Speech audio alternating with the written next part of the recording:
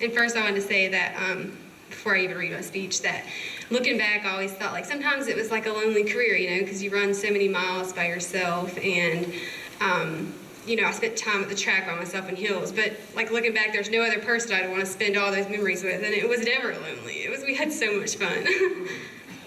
And although my time as an athlete, for me, was my fairy tale career, 13 years ago it didn't look so bright. In my very first track meet, I went out too fast on the mile and had to walk, and I was so embarrassed, but I still kept running. Then two years later, the high school coach kept calling for cross country, and I didn't know what it was. But I said, I'll give it a try anyways. I'll never forget the first day. She dropped us off 3 miles from the school and told us to run back. I had never ran over a mile before.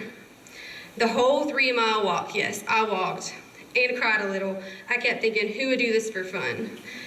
I remember going home that night and crying because I wanted to quit, but my parents told me they didn't raise a quitter and I had to finish out the season.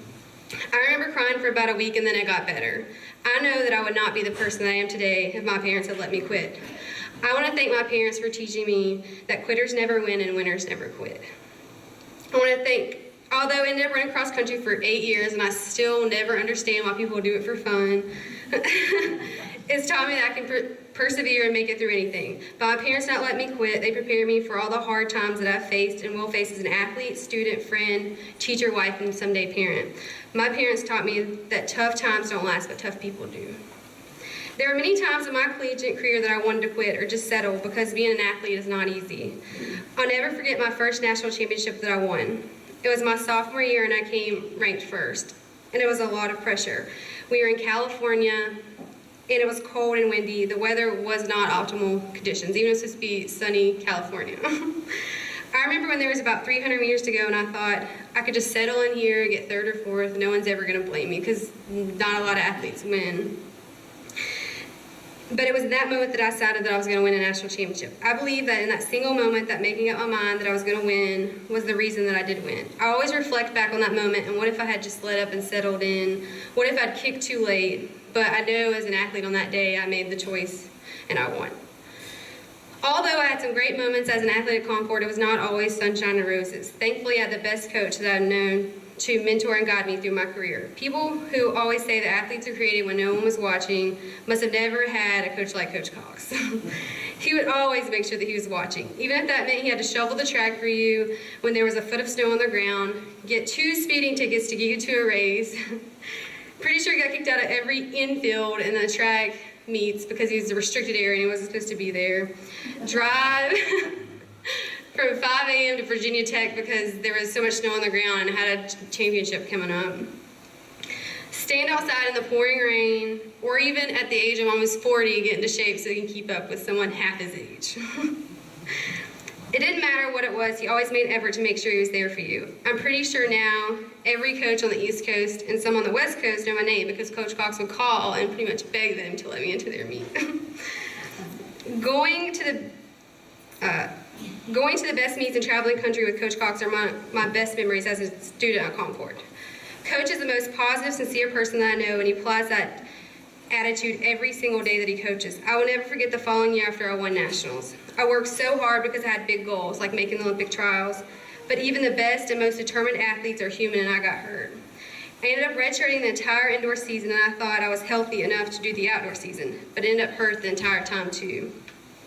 During these injuries, I had to swim in the pool because I couldn't run. I remember every day that I had to swim. Instead of doing the sport I love, Coach would come in and say, "Don't give up on me and I won't give up on you." That year I ended up missing the conference meet and it broke my heart. Then I also missed the national meet and it devastated me.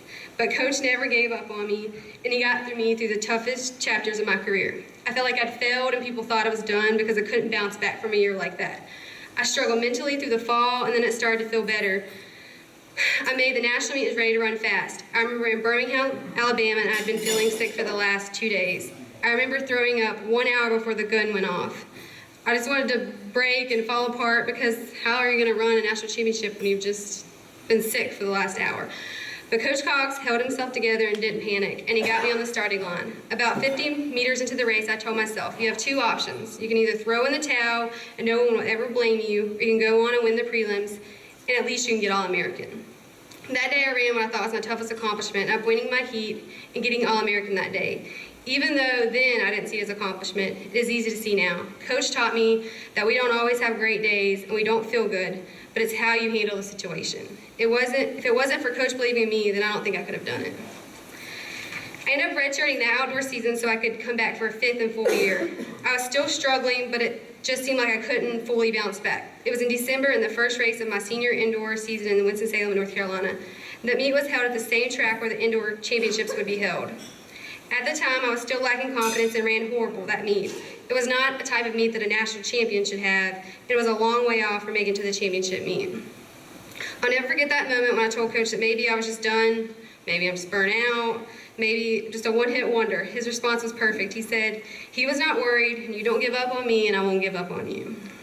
You have way more sunny days and cloudy days, and you will be back in 3 months, and you will run fast. And boy, was he right. I think I ran breaking 7 school records during that season, and we made it to the Nationals as the favorite once more. The national meet was the most nervous I'd ever been. I remember thinking, I just want to win for Coach Cox, because he believed in me so much. He believed for the both of us when I couldn't. I ended up winning my 2nd national championship that year. It was by far my proudest moment, because I was no longer a naive little sophomore who just did it. I finally saw what being a real athlete was. It was about pushing through when you think there's no way that you can go on.